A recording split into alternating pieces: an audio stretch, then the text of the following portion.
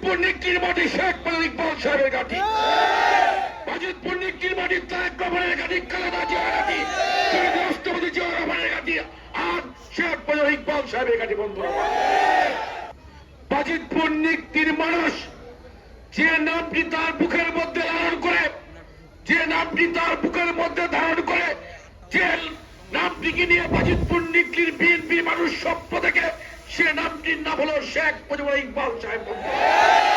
বাজিতপুর নিকলি কিশোরগঞ্জ 5 আসনে শেখ মুজিবুর রহমান ইকবাল সাহেবকে তারা শীষের মূলত প্রার্থী হিসেবে ঘোষণা করা হচ্ছে।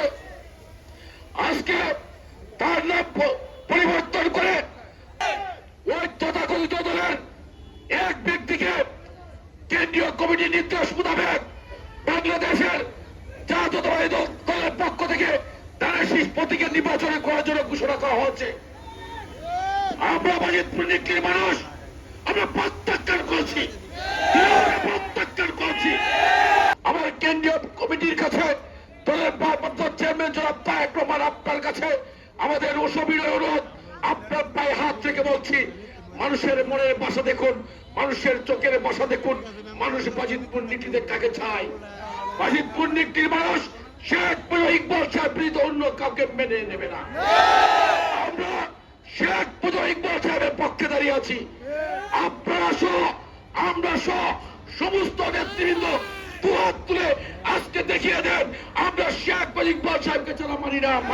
ছাত্র দল, স্বেচ্ছাসেবক দল, তাঁতি দল, মহিলা দল, উলামা দল, জাসাদ, জিসাদ, কৃষক দল, শ্রমিক দল সহ সকল নেতৃবৃন্দ এই হুদাকে আমরা বাজিতপুরে অবাঞ্ছিত ঘোষণা করলাম। বিএনপির ভারপ্রাপ্ত চেয়ারম্যান জনাব তারেক রহমান, আপনার পায়ে হাত রেখে বলছি, আপনি আমাদের হৃদয়ের ভাষা বোঝার চেষ্টা করেন।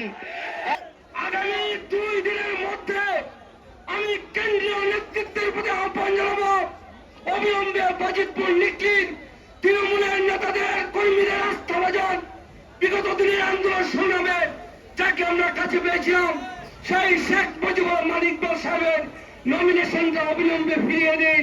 আমি কেন্দ্রীয় নির্বাহী কমিটি সহ এবং বিএনপির ভারপ্রাপ্ত চেয়ারম্যান তারেক মহোদয়কে আমি অনুরোধ করব, আজকের বাজিতপুরের ইলেকট্রনিক্স মিডিয়া, প্রিন্ট মিডিয়ার মধ্য দিয়ে দেখেন আপনি বাজিতপুরের লোকজন কাপড়ের কাপড় পরে শেখ মুজিবুর রহমান ইকবালের পক্ষে আজকে মিছিল করতেছে।